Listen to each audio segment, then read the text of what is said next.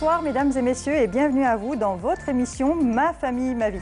Alors aujourd'hui dans l'émission nous allons parler de certains troubles que peut-être connaissent les parents avec leurs enfants. Vous connaissez peut-être l'anorexie ou la boulimie, c'est ce qu'on appelle les troubles du comportement alimentaire. Et pour en parler aujourd'hui avec nous, alors Madame Sabrina Moukaran, vous êtes psychologue, merci d'avoir accepté notre invitation. Merci pour l'invitation. Et à vos côtés, Dr Fatma Zohra Meslouh, vous êtes docteur généraliste, médecin généraliste et nutritionniste. Bonsoir et merci d'avoir accepté notre invitation. Bonsoir, merci à vous de m'avoir invité. Ma famille, ma vie, présentée par Mounia Huitis, c'est mercredi à 18h sur Canal Algérie.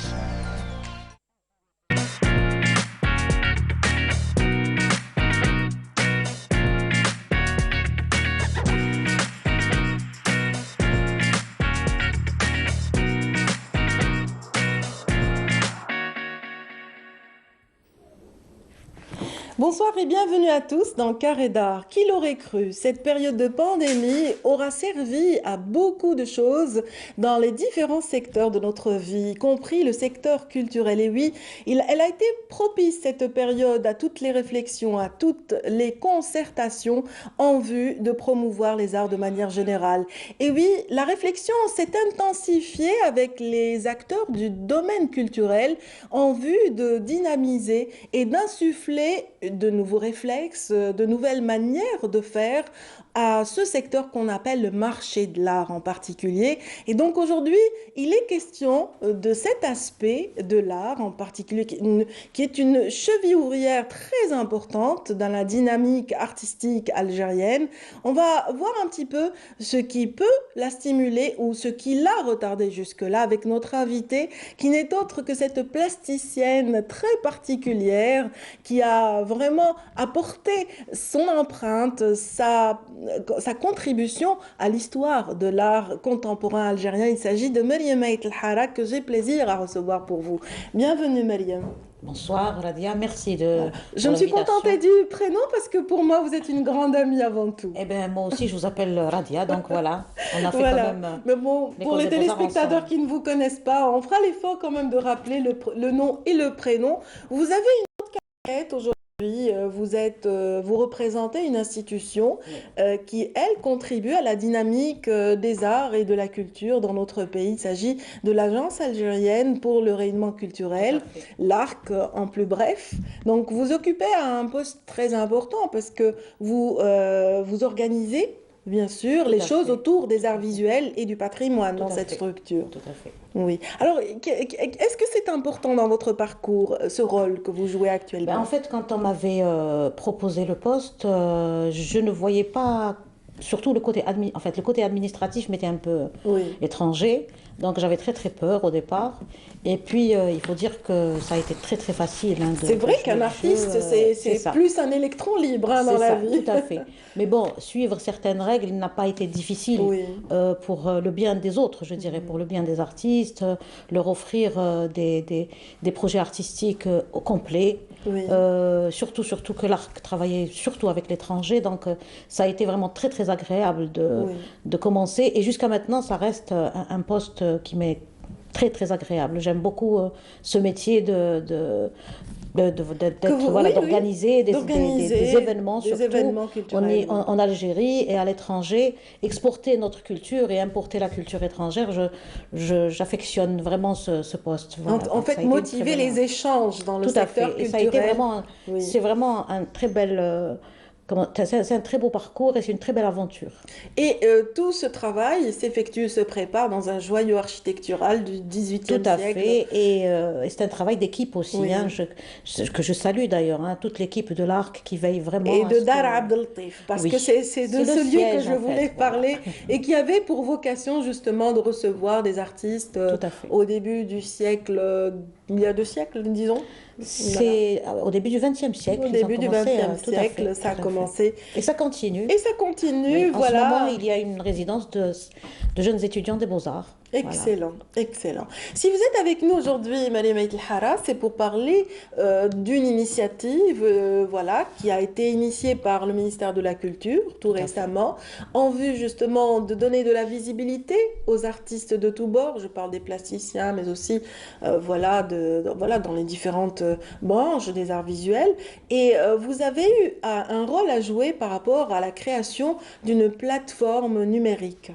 Tout à fait, c'est la plateforme Lawhati qui a été initiée par le ministère de la Culture, que je salue, de la Culture et des Arts. Et franchement, je l'ai déjà dit, c'est un rêve qui se réalise par rapport aux artistes visuels. C'est vraiment une plateforme qui permet la visibilité et qui permet aux artistes de vendre. Voilà, et le plus important, c'est ça, c'est vraiment de créer le marché de l'art.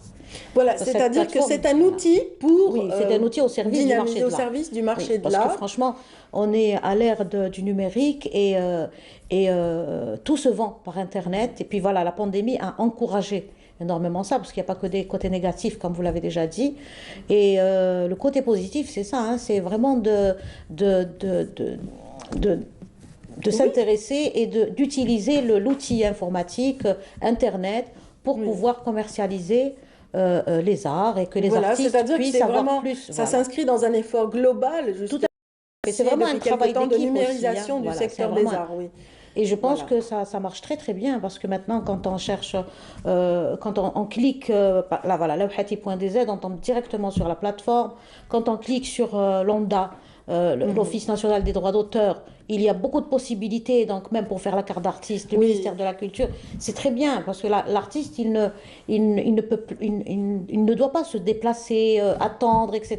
Donc l'inscription se fait directement par Internet. On va avoir un aperçu en image. Il me semble que la script nous a préparé justement une petite vidéo justement concoctée par l'équipe de l'ARC. Oui, ça c'est une vidéo qui est passée pour le lancement, le 20 avril, en présence de la ministre de la Culture, de Madame la ministre de la Culture et des Arts. Voilà. On va voir ça et on revient tout de suite.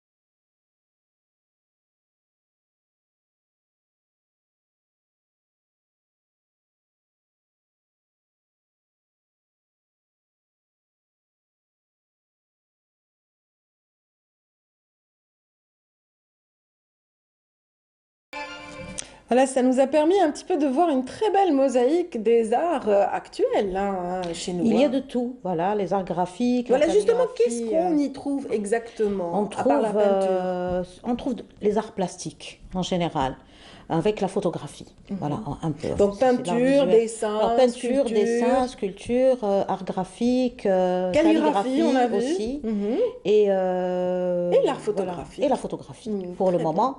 Bien sûr, avec le temps, on va continuer à enrichir, parce que on est nouveau dans ce domaine, donc du coup, on est en train d'enrichir petit à petit, d'apprendre comment ça fonctionne, qu'est-ce qu'on peut mettre en plus, qu'est-ce qu'on peut enlever, voilà. Donc, avant de parler davantage de ce nouveau bébé donc de l'ARC et du ministère de la Culture, on va peut-être voir cette journée inaugurale en présence de Madame la ministre de la Culture et des Arts. C'était au niveau du Palais de la Culture, avec un lancement très symbolique, vous allez détailler dans un petit moment, Mariam El Hara, après ceci. Besoin de se déplacer vers les galeries d'art pour acquérir un tableau ou une sculpture. Grâce à cette plateforme numérique, c'est l'art qui vient vers vous. En un seul clic, une panoplie de choix d'œuvres artistiques sera mise à la disposition des amateurs d'art. C'est un artiste spécialisé qui nous dit cette œuvre, elle a de la valeur. Et cette œuvre n'a pas de valeur. Et c'est comme ça qu'on la met en ligne. Et puis l'artiste lui-même est d'accord, il nous donne un certificat d'authenticité de cette œuvre. Et ensuite, nous validons cette œuvre. J'espère que ça va y aller, Inch'Allah, je l'espère. Wallah, je l'espère du fond du cœur. parce que ça aide beaucoup les artistes, parce que maintenant, Lawhati.dz, cette nouvelle plateforme sera une aubaine pour les artistes touchés par la fermeture des galeries en raison de la pandémie. C'est une première, donc on pense le faire dans tous les domaines, notamment la musique. C'est un moyen de aussi faire connaître nos artistes ici et ailleurs. Et puis cette plateforme sera suivie par des conventions avec d'autres secteurs, notamment le tourisme. Les frais de livraison se font gratuitement et dans toutes les wilayas du pays. Et donc voilà, on vient de voir cette journée inaugurale qui vous a vraiment, comment dire, un petit peu, qui a mis en branle toute cette équipe qui a travaillé aussi à la préparation de cette plateforme, la veille, ou ce portail, on peut le dire comme ça aussi. On avait travaillé très très dur aussi pour que ça soit réalisable, je dirais, et que tout soit... En fait, vous étiez déjà prêt depuis pas mal de temps. Hein. Pas du vous tout. attendiez... Non, pas du tout, parce que on avait très très peu de temps, on avait quand même un mois, et réaliser une plateforme en si peu de temps, je trouve que c'est un challenge. D'ailleurs, je voudrais remercier le chef de projet qui est Hussam Harzala, qui est chef de département communication à l'ARC, au niveau de l'ARC, et il a fait un travail vraiment, je dirais, monstrueux. Un travail de titan. Ah oui, parce que c'est lui-même qui a préparé le cahier des charges pour choisir le prestataire. Donc ça a été vraiment un travail de longue haleine, mais il a été fait vraiment en un temps record, et il fallait que tout soit prêt en un mois. Enfin, on a pris un petit peu de retard, je dirais, en un mois et demi, mais voilà, on travaillait jour et nuit, je dirais. Hein. C'est vraiment un travail d'équipe. Et on était une petite équipe, pas une grande équipe, mais quand même un travail collaboratif avec aussi complètement. Et d'ailleurs, je félicite une entité encore qui est venue une fois aussi toute cette équipe. Je félicite Hussam Harzala une deuxième fois parce qu'il le mérite vraiment. Et maintenant, pour la gestion d'ailleurs, on est en train de préparer toute une équipe qui va travailler là-dessus, parce que je dirais que Lawhati, c'est une petite entreprise. Oui. Voilà. En ligne, et elle doit quand même être... C'est pas facile. Je voudrais parce qu'il y a de la vente, il y a de l'achat. C'est ça, des commandes, il y a des dossiers. L'intermédiaire. C'est ce que je voudrais expliquer aussi aux artistes et aux clients et aux... Ce n'est pas si simple de recevoir aussi beaucoup de dossiers. Donc il y a une commission qui va être mise en place, qui va consulter chaque 15 jours ces dossiers et sélectionner. Bien sûr, il faudrait que les artistes comprennent une chose, il faudrait vraiment que ce soit des artistes professionnels qui soient sur cette plateforme, et pour qu'ils puissent vendre leurs œuvres, parce qu'il faut dire qu'il y a des artistes qui ne vivent que de ça. Absolument. Donc il faut une commission. Il y en avait un d'ailleurs qui était présent, Bourdine, on l'a vu dans le reportage, Moussa Bourdine, donc qui est quand même une des pointures de l'art algérien. Et l'un des rares artistes qui vit de son art aussi. Oui, depuis toujours. Donc il a son petit atelier qui est un petit havre de paix, je dirais, et un lieu de rencontre pour pas mal d'artistes aussi. Il reçoit dans sa petite galerie. Oui, sa générosité est connue dans le monde artistique, hein, et même ailleurs, hein, parce que c'est quelqu'un de très généreux, c'est vraiment le grand frère, c'est vraiment... oui, dans ce petit village de Zeralda, donc consacré aux ateliers d'artistes, il trouve tout son épanouissement, ainsi que notre ami Djemri aussi, qui est un artiste remarquable, qui aussi occupe un espace mitoyen. Je dirais que ça fait partie aussi des éléments primordiaux et importants, la présence d'ateliers, d'espaces de création pour les artistes. Qui n'est pas donné à tout le monde aussi, parce que c'est vraiment... on allait parler justement de la plateforme qui donne la visibilité et qui permet aux artistes de vendre, et qui permet aussi aux artistes non, c'est pas ce que je voulais dire, c'est surtout les gens qui achètent. Vous savez, les gens ne peuvent pas tous aller en galerie. Parce qu'il y a des gens qui travaillent beaucoup, il y a des gens qui, par exemple pour les entreprises et tout, donc les gens n'ont pas accès n'ont pas assez de temps et tout. Et Internet nous permet, Lawhati nous permet de nous déplacer, nous, vers le client. Oui, tout à fait. Parce que tout le monde, maintenant, avec un clic sur le téléphone, il peut ouvrir un site, il peut choisir, il peut s'inspirer, il peut avoir des coups de cœur. Oui. Et toutes les informations sont là. Donc il n'a même pas besoin. Est-ce que ça n'a pas soulevé des craintes au niveau des galeristes? Pas du tout, parce qu'on a très peu de galeries déjà. Vous savez, en Algérie, on est vraiment, pour les arts visuels, on est vraiment on est en train d'entamer les premiers pas, je dirais, vers le marché de l'art. Voilà ce qu'on appelle le marché de l'art. Parce qu'on a très peu les artistes n'ont pas beaucoup de visibilité. Donc, il y a peu de collectionneurs, il y a peu d'acheteurs, il y a peu. Donc, maintenant, on va commencer avec Internet. Donc, il était temps aussi hein, d'aller vers le net. Tout se vend, comme je l'ai dit tout à l'heure. Donc, du coup, maintenant... on va le comprendre un petit peu en décortiquant cette plateforme avec vous, Mariam Aïd Lahara, que c'est vrai que ces galeristes seront amenés à jouer un rôle quelque part, dans la mesure où eux aussi auront leur visibilité à travers ils auront des rubriques. En fait, vous savez, cette plateforme, il faut qu'elle vive. Il faut donc, pour vivre, parce qu'il y a beaucoup d'argent qu'on dépense hein, pour la faire vivre. Donc, il y aura des espaces de location pour les galeries. Donc, ils peuvent louer un espace où eux-mêmes, ils vendent leurs artistes. Donc, nous, ils payent que la location de l'espace au niveau de la Ouhati. Et nous, ils sont libres de faire leur vente et tout. Donc, tout ça, c'est en construction. Voilà, donc... Oui, d'ailleurs, Madame la Ministre, Mme Bendouda, a lancé un appel aux professionnels de l'art, notamment les galeristes et collectionneurs d'art, afin d'accompagner ce projet, ce nouveau bébé, dans le cadre de cette dynamisation économique aussi, voilà, apporter en fait, exactement. Vous savez, contribution économique. Il est plus qu'évident que le marché de l'art doit de plus en plus intégrer ces nouveaux moyens de commercialisation qui sont sur le net. Donc maintenant, on aimerait bien avoir de plus en plus de sites de vente, de plateformes de vente, pour qu'il y ait une diversité, pour qu'il y ait aussi la place pour tout le monde. Je dirais, parce qu'une seule plateforme ne peut pas aussi contenter tous les artistes. On en a énormément en Algérie. Oui, les artistes en herbe vont aussi rechercher leur espace. Exactement. Il y a des gens qui font de l'artisanat d'art, il y a des gens qui sont dans la décoration.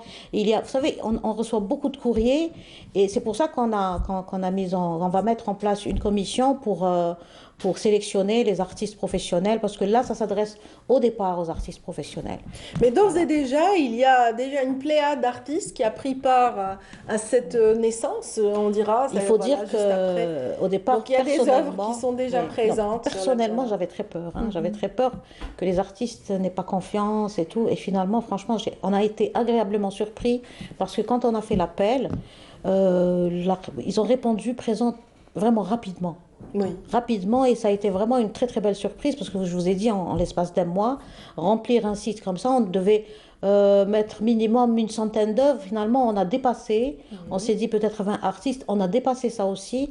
Et puis, j'aimerais aussi informer les artistes qui ont envoyé des demandes, qui se sont inscrits, de ne pas s'impatienter, parce que là, on est vraiment en train de désigner la sélection se fait au fur et à mesure. En fait, la commission va consulter les dossiers tous les 15 jours. Très bien. Et sélectionner, voilà. Et une fois que c'est sélectionné, c'est l'artiste lui-même qui place ses œuvres et tout, parce qu'en fait, c'est comme les réseaux sociaux. Il aura son propre espace où il va placer ses œuvres, où il va mettre sa biographie, où il va ajuster, etc. Donc, dès qu'il aura la main, dès qu'il est sélectionné, on lui donne la main pour qu'il puisse remplir son espace. Voilà. Le jour J du lancement, donc, il y a eu déjà une première vente symbolique en faveur de notre ami Moussa Bourdine, c'est bien cela? Oui, tout à fait. Madame la Ministre a acquis une œuvre de Moussa Bourdine, une aquarelle. Et franchement, c'est un artiste de renom. Oui. C'est notre aîné et il fait du très beau travail. Hein. C'est magnifique ce qu'il fait. Et puis pour aussi donner l'exemple. Oui. C'est cette œuvre-là qu'on voit à l'image. Voilà, une des multiples œuvres de Moussa Bourdine dédiées à la femme, parce qu'elle est très présente aussi dans ses œuvres. Tout à fait. Le personnage féminin. Un travailleur acharné, un travailleur qui ne s'arrête jamais. Oui, il ne s'arrête jamais. Infatigable, Moussa Bourdine. Donc, oui. Et puis, on a fait aussi une vente. Ah, ça commence à bouger. Oui, on était vraiment très très heureux, parce que vraiment c'était la fête ce jour-là. Oui. D'ailleurs, monsieur Harzallah, Houssam Harzallah, il m'appelle très tôt le matin, il me dit, tu sais, je nous félicite. Ça y est, ça commence à marcher. Il me dit, voilà, il y a un premier achat. Et c'était formidable, c'est un artiste, Hakim Tounsi, qui a vendu une œuvre. C'est quelqu'un d'inconnu. Et en fait, il nous a appris que quand il a découvert le site, il voulait faire un essai. D'accord. Et il était tellement content que ça fonctionne. Que ça fonctionne, et pour cette rapidité et tout, il nous a dit, en fait, je vais acquérir d'autres œuvres plus tard, parce que franchement, moi, je n'ai pas, voilà, je n'ai pas le temps d'aller dans les galeries. Il a une entreprise, je pense, et il a dit, voilà, moi, j'aimerais bien acheter des artistes et mettre des œuvres d'art dans mon entreprise au lieu de mettre des photos, des images. Ben, nombreuses sont les personnes, justement, lors de l'aménagement de leur espace de travail ou leur domicile, qui recherchent voilà, ce type d'orientation, on dira, ou de visibilité, mais qui n'ont pas, comme vous le dites, le temps. Personnellement, j'ai été sollicitée plus d'une fois voilà, par des personnes qui cherchaient à acquérir une toile, qui ne voulaient pas acheter des chinoiseries. Voilà, tout à fait. Qui voulaient vraiment de véritables toiles signées par des artistes reconnus. Donc, ça va faire le bonheur de ce type d'acheteurs et d'acquéreurs. En tout cas, nous, on aimerait bien que les entreprises, que les banques, que les hôtels puissent visiter la plateforme. Et puis, de plus en plus, il y aura de plus en plus d'artistes. Donc, ils auront un portail extraordinaire, un choix extraordinaire d'œuvres d'art. Je pense qu'il y aura tous les prix aussi, donc c'est une ouverture pour d'abord pour donner de la visibilité aux artistes, pour donner une dimension culturelle à l'œuvre d'art algérienne aussi, parce que je pense que les hôtels et tout, il faut arrêter d'accrocher des images, des copies, parce qu'on accroche des copies et tout. Pourquoi ne pas accrocher? Ça donne plus de valeur à l'endroit. Quand c'est l'œuvre authentique, l'œuvre originale. Bien sûr, ça donne beaucoup plus. Et puis ça éduque aussi les personnes qui vont dans cet hôtel et tout. Avoir une vraie œuvre d'art sur un mur, c'est pas comme avoir une copie ou une image. Voilà. Absolument. Donc, en parlant justement de cette histoire de prix, Mariama El Hara, est-ce qu'il y a eu des directives on n'a pas le droit. Comment est-ce que ça a été réfléchi en fonction de... Voilà. Nous, on n'a pas le droit. Je pense qu'on n'a pas le droit de dicter à l'artiste d'évaluer son œuvre. Par contre, il y a des évaluations qui sont vraiment exagérées. Mais on n'a pas le droit de lui dire que c'est exagéré. C'est pour ça qu'on parle du marché de l'art. Le marché de l'art se construit. Comment un artiste peut évaluer son œuvre? C'est avec le temps. Oui. Nous, on va commencer, on est vraiment dans les premiers pas. Pourquoi le Hati, c'est un outil vraiment au service du marché de l'art. C'est pour que les gens voient. Maintenant, les gens vont voir, les artistes vont voir les œuvres qui se vendent et les œuvres qui ne se vendent pas. Oui. Ils vont voir les gens, voilà, ils sont attirés par telles œuvres à tel prix. C'est pour ça voilà, je dis que ça c'est vraiment un outil qui commence à construire le marché de l'art. Et aussi, il y a les ventes aux enchères. Parce que beaucoup pensent qu'on ne peut pas faire les ventes aux enchères parce qu'on n'a pas de commissaire-priseur. Eh bien, je vous dis que non, on a des commissaires-priseurs, il y a eu des formations. Et d'ailleurs, là, ça existe sur le journal officiel de 2016. Donc, on trouve tout ce qui concerne les commissaires-priseurs. Donc, les commissaires-priseurs existent en Algérie. Et n'importe quelle institution publique peut, enfin n'importe quelle, non, dans le domaine de la culture, peut organiser des ventes aux enchères pures et dures, voilà, prestigieuses ou moins prestigieuses. Et je pense qu'avec ça, avec le temps, plus il y en aura, plus l'artiste apprendra à évaluer son œuvre. Parce qu'une vente aux enchères, c'est donner une première valeur à l'œuvre, et puis c'est aux inscrits et tout qui vont enchérir. Ça ne descend jamais, la cote ne descend jamais, elle ne fait que monter. Et si ça s'arrête à un certain seuil, ça veut dire que cet artiste, voilà... Il sera coté, il aura peut-être sa visibilité à l'international, voilà, sa à l'échelle cotation nationale. sera ça, avec un commissaire-priseur. Donc ça devient non seulement... ça apprend à l'artiste à donner une valeur à son œuvre, mais c'est officiel en plus. C'est officiel. Donc du coup, moi je pense que ça va être un long chemin, mais je suis très positive là-dessus, parce que du moment, quand j'ai découvert qu'on avait des commissaires-priseurs, je me suis dit c'est bon, là vraiment c'est bon. Donc Lawhati tombe à pic. Lawhati, qui est cette plateforme donc, qui est destinée à la vente des œuvres d'art, qui a aussi un rubricage qui est très intéressant puisqu'elle suit l'actualité. Elle suit aussi à travers un magazine des reportages.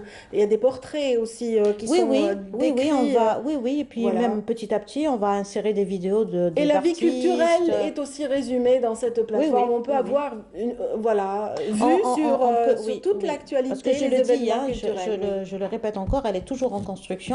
On l'enrichit toujours, parce qu'on voudrait que ça soit vraiment une plateforme professionnelle. Donc, tout ce qui est nouveauté, tout ce qui est d'ailleurs les événements qu'on prépare et tout vont être sur Lawhati. Il y a des événements très très intéressants qui vont être en art visuel, qui vont être sur Lawhati, voilà. Voilà. On me dit que le temps de l'émission, imparti à l'émission, touche presque à sa fin, Mariam. On va vous laisser lancer l'appel que vous aviez envie de lancer en faveur justement de l'utilisation et de l'utilisation de cette plateforme pour conclure. Très bien. Oui, allez-y. Donc, comment est-ce qu'on va procéder? Comment on y accède? En fait, on a la page l'accueil. La page d'accueil, on va certainement la lancer là. Pour montrer aux artistes comment s'inscrire. C'est très très simple. Voilà, il y a une flèche rouge. Il y a en haut du site à droite, il y a, parce que là je ne vois pas très bien. Oui. Voilà, donc ça c'est la page d'accueil, et puis la flèche rouge dont vous parlez. La flèche rouge vous indique comment procéder à l'inscription sur Lawhati. Voilà, ça c'est la deuxième étape, c'est aller vers artiste. Il y a la troisième étape, voilà, où il y a la flèche. Vous suivez toujours la direction de la flèche. Très bien. Voilà, il y a un quatrième aussi parce qu'il y a une rubrique tout à fait en bas. Voilà, la rubrique qui est tout à fait en bas à droite, aussi vous pouvez vous inscrire à partir de là. Alors il y a tout à fait en haut une rubrique et tout à fait en bas une autre. Donc c'est des liens, voilà, c'est des liens, pas des rubriques. Ce sont des liens qui vous amènent à vous inscrire sur Lawhati. Très bien. Et donc lorsqu'on désire aussi communiquer, voilà, en dehors de cette plateforme pour être sûr justement de l'aboutissement de son travail, il y a une équipe qui reçoit aussi des PDF des artistes. On va recevoir des PDF de catalogues. Donc il y a une équipe qui est en train d'être mise en place pour pouvoir, parce que comme je l'ai dit, c'est une petite entreprise. Donc une seule personne ne peut pas suivre le tout. Donc il y a une petite équipe qui va travailler exclusivement, au niveau de l'art, qui va travailler exclusivement sur la plateforme Lawhati. Donc ça sera pour bientôt, dans les quelques jours, ça commencera. Voilà. Excellent. Donc voilà, merci de nous avoir accompagnés dans le Carré d'Art pour parler de cette naissance et pour rappeler aux artistes qu'ils ont désormais un espace qui leur est dédié pour la vente de leurs œuvres et aussi pour la rencontre avec justement des acquéreurs potentiels, autant publics qu'étrangers. Voilà. Et on espère que ça deviendra international. Absolument, absolument. Moi, je suis sûre et convaincue que ça aura son retentissement et sa place dans la dynamique du marché de l'art chez nous. Merci beaucoup, Mariam Ait El-Hara. Merci. Je rappelle que vous êtes chef de département art visuel et patrimoine auprès de l'Agence algérienne pour le rayonnement culturel. Merci infiniment à toute l'équipe qui vous a accompagné dans ce travail et merci également à ceux qui nous ont suivis aujourd'hui dans le Carré d'Art. Donc voilà, cette émission est exceptionnellement brève, voilà, dû justement à un impératif justement de fonctionnement au sein de la chaîne. Donc j'espère quand même que vous avez apprécié. Je vous souhaite une agréable soirée avec la suite de nos programmes sur Canal Algérie. Je vous donne rendez-vous dans une semaine. À très vite.